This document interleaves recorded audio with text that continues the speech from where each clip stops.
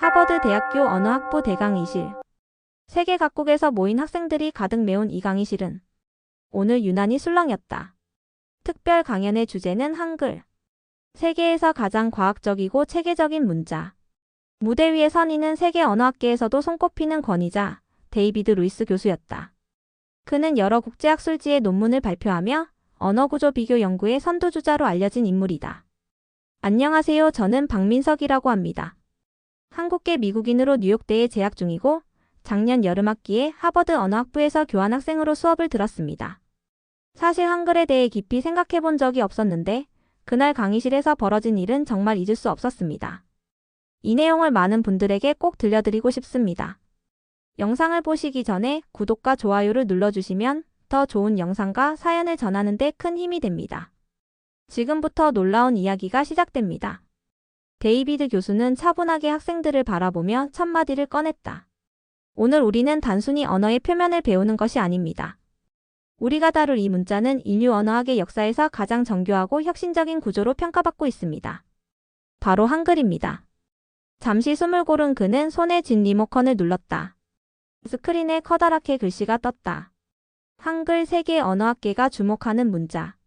한글은 단순히 한국의 문자가 아닙니다. 창제자, 창제 원리, 창제 시기까지 모든 것이 정확하게 기록된 세계 유일의 문자죠. 1443년 세종대왕과 집현전 학자들이 창제한 이 문자는 음성기관의 움직임을 과학적으로 시각화했습니다. 그는 화면을 넘기며 이어갔다. 보십시오. 기역은 혀뿌리가 목구멍을 막는 모양을 본떴고 미음은 입술의 형태를 그대로 반영했습니다. 이처럼 한글은 소리와 형상을 일치시키는 정밀한 체계를 갖췄습니다. 몇몇 학생들이 고개를 끄덕이며 메모를 했다. 그러나 강의실 맨 앞줄에서 중국인 학생이 손을 들었다. 그는 자리에서 조용히 일어서더니 또렷하고 신중한 목소리로 질문을 던졌다. 교수님, 리우라고 합니다. 말씀 정말 흥미롭게 들었습니다. 다만 언어의 위대함을 판단할 때 과학적 창제 원리만으로는 한계가 있다고 생각합니다.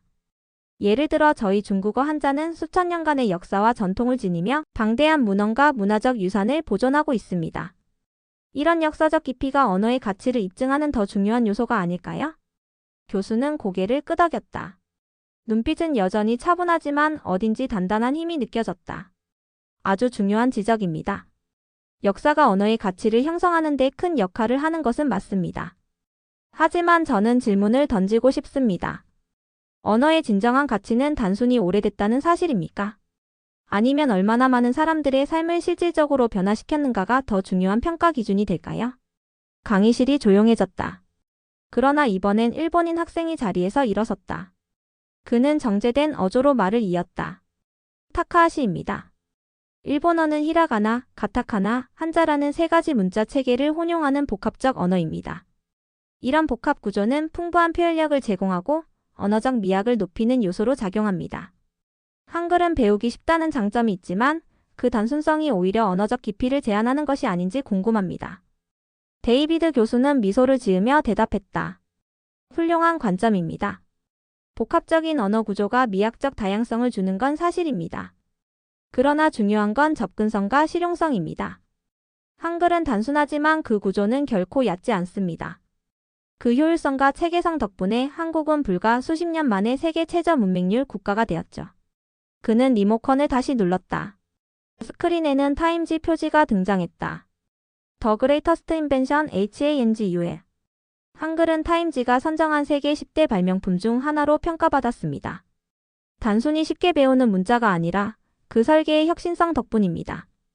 중국인 학생이 다시 조심스럽게 손을 들었다. 교수님, 타임지의 평가는 서양의 시각에 불과하지 않나요? 그것만으로 한글의 우수성을 입증하기에는 다소 부족해 보입니다. 데이비드 교수의 표정이 단단해졌다. 그럼 다른 데이터를 보죠. 유네스코는 세종대왕의 업적을 기리기 위해 세종대왕상을 제정했습니다. 이 상은 문맹 퇴치에 기여한 개인이나 단체에 수여됩니다. 한국의 문맹률은 현재 0.2% 미만. 세계 최저입니다. 중국은 약 4%, 일본은 1% 초반대.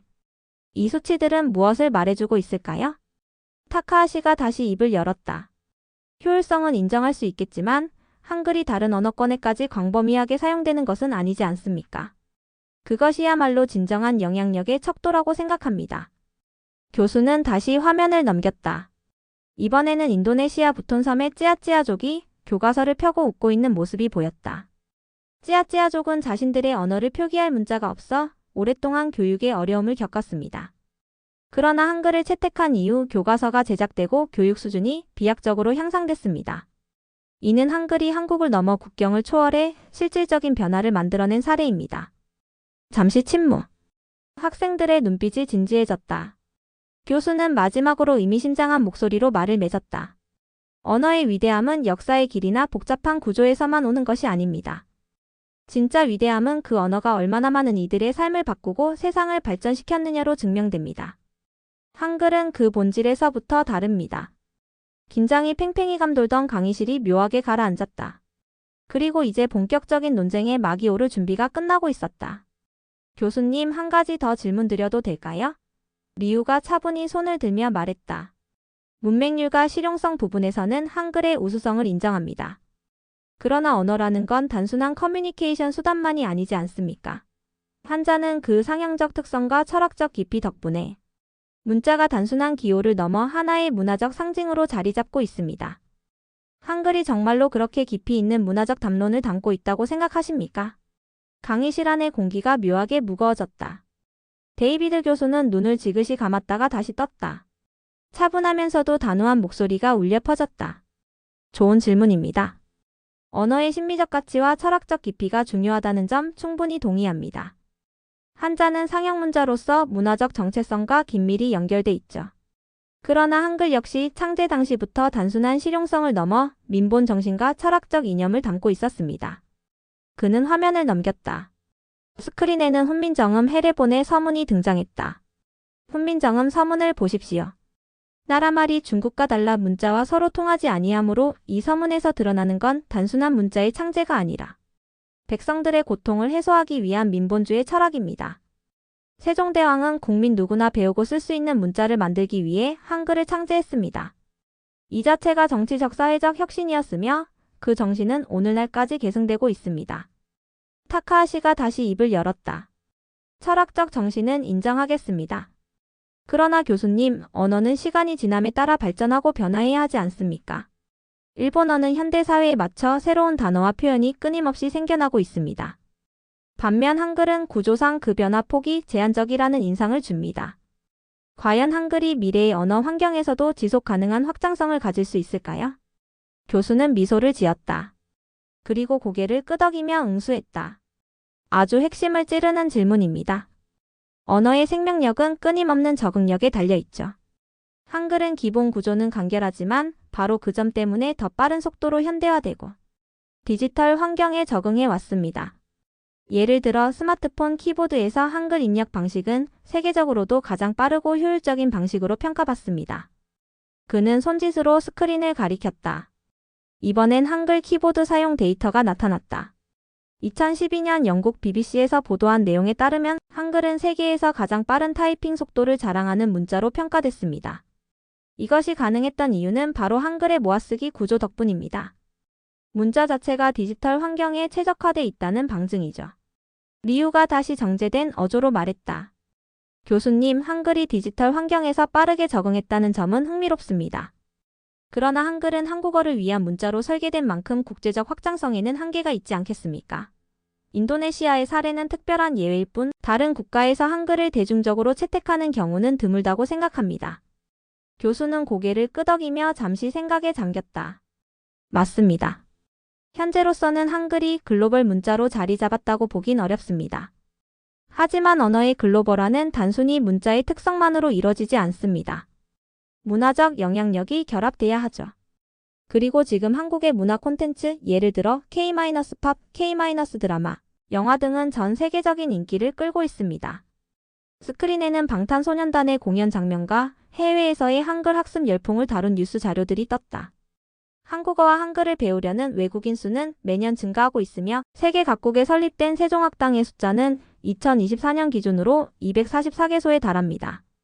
이건 단순한 일시적 유행이 아니라 한글의 잠재적 확장성을 보여주는 데이터입니다. 타카하시는 가볍게 고개를 끄덕였다. 그러나 한마디 더 덧붙였다. 흥미로운 데이터입니다. 하지만 언어의 우수성은 단순히 외국인의 관심만으로 평가되기 어렵다고 생각합니다. 언어학적으로 한글은 어떤 평가를 받고 있습니까? 데이비드 교수의 눈빛이 반짝였다. 바로 이 질문을 기다렸다는 듯 그는 스크린을 넘겼다. 화면에는 세계 각국 언어학자들의 평가가 정리돼 있었다. 옥스퍼드대 존 맥월터 박사는 한글은 세계 언어학계가 꿈꾸는 이상형이라고 평가했습니다. 미국 MIT 언어학부에서도 한글의 의문론적 구조를 분석하며 현대 언어학의 모범 사례로 삼고 있습니다. 일본의 언어학자 나카무라 교수 역시 한글의 체계적 설계에 대해 언어 발전의 기적이라고 언급했습니다. 그는 잠시 시선을 멈춘 뒤 단호하게 덧붙였다. 결국 한글은 단순히 실용성에서 그치는 문자가 아닙니다. 그 안에는 사회적 철학, 과학적 설계, 그리고 지속적인 진화 가능성이 결합돼 있습니다. 이게 바로 세계 언어학계가 한글을 주목하는 이유입니다. 강의실이 묘한 정적에 휩싸였다. 학생들은 침묵한 채 서로를 바라보았다. 방금까지 공개적으로 발언하던 리우와 타카하시도 더는 할 말을 찾지 못한 듯 고개를 숙였다. 일부 학생들은 작게 숨을 내쉬며 새삼스러운 표정으로 교수의 말을 곱씹었다. 분위기는 점점 교수의 논리에 설득당하는 쪽으로 흐르고 있었다. 데이비드 교수는 강의실 전체를 둘러봤다. 잠시 침묵이 흐른 뒤 그는 천천히 입을 열었다. 여러분, 이제 저는 한글이 왜 단순히 한국만의 문자가 아닌지, 왜 세계 언어학계가 한글을 주목하는지 구체적으로 설명드리겠습니다. 그는 스크린에 혼민정음 헤레본의 이미지와 함께 한 문장을 띄었다. 세종대왕은 백성을 가르치는 바른 소리를 만들다. 혼민정음 창제의 가장 큰 특징은 철저한 목적성에 있습니다. 대부분의 문자는 오랜 세월 자연스럽게 형성됐지만 한글은 창제자가 직접 백성들의 고통을 해소하기 위해 고안한 문자입니다. 이건 언어학적으로도 놀라운 사례입니다.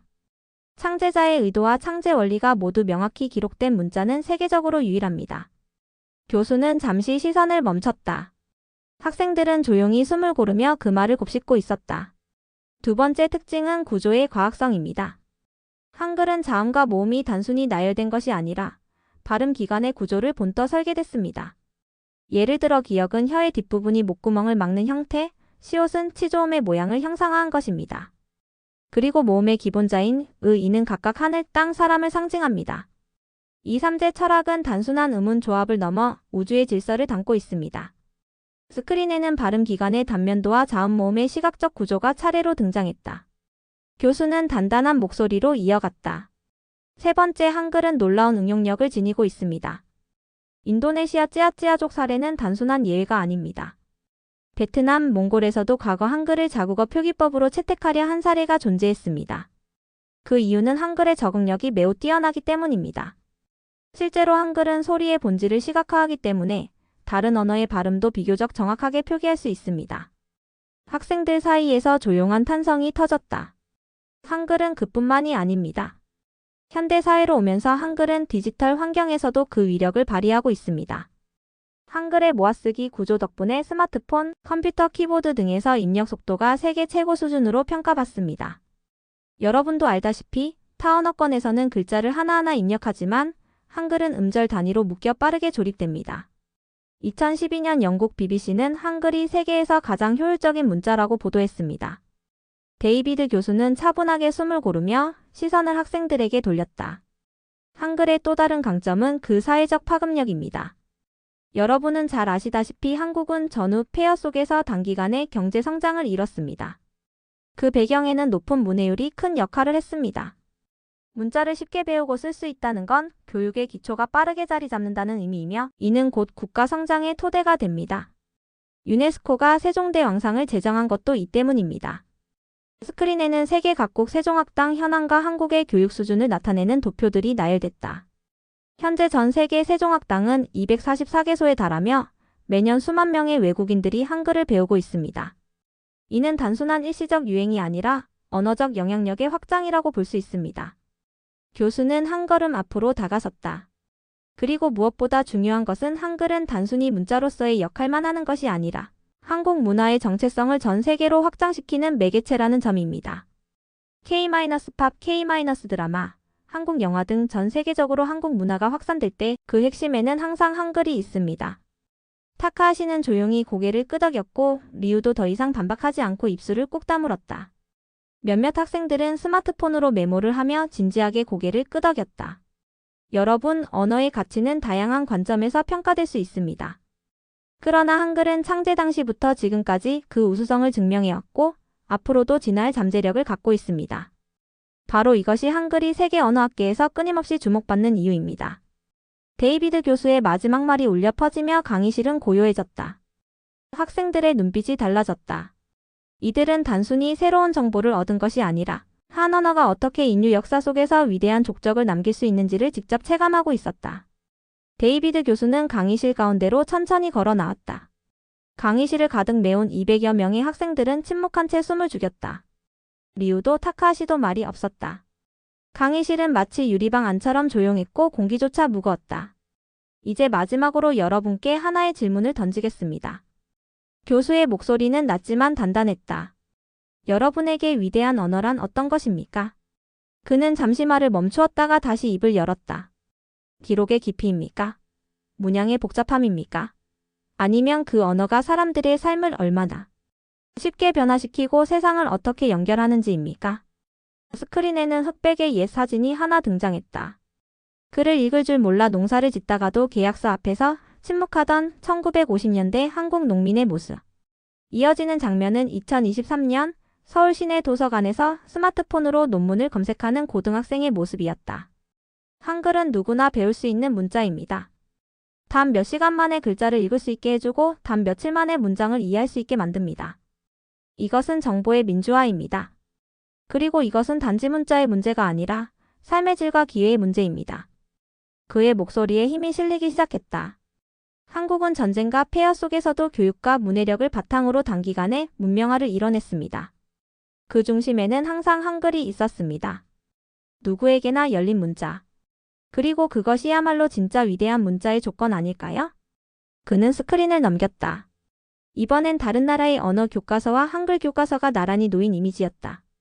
누구는 한글은 너무 쉬워서 얕다고 말합니다. 하지만 쉬움 속의 위대함을 이해하지 못하는 사람은 진짜 본질을 보지 못하는 겁니다.